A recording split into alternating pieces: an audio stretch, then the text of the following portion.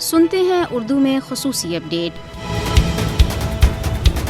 بھارتی فوج میں خواتین کے ساتھ بدسلوکی اور انہیں جنسی طور پر ہراساں کیے جانے کے رجحان میں مسلسل اضافہ ہو رہا ہے، جبکہ بھارت میں شدت پسند بی جے پی کی حکومت قائم ہونے کے بعد سے انتہا پسند ہندو اقلیتوں خاص کر مسلمانوں کو ظلم کا نشانہ بناتے ہوئے خواتین کو اپنی ہوس کا شکار بنا رہے ہیں، جبکہ قانون نافذ کرنے والے ادارے ان گھنونے جرائم میں ان کی پشت پناہی بھی کرتے ہیں۔ بھارت کے غیر قانونی زیر قبضہ جموں کشمیر میں گزشتہ 3 دہائیوں کے دوران 11,245 خواتین کی آبروریزی کے واقعات سامنے آئے ہیں، جن میں بھارتی فوجی ملوث ہیں، جبکہ 1989 سے اب تک کی قتل و غارت گری کے نتیجے میں 22,923 خواتین بیوہ ہوئیں۔ برطانوی اخبار دی انڈیپینڈنٹ کے مطابق بھارتی غاصب فوج خواتین کی آبروریزی اور انہیں ہراساں کیے جانے کو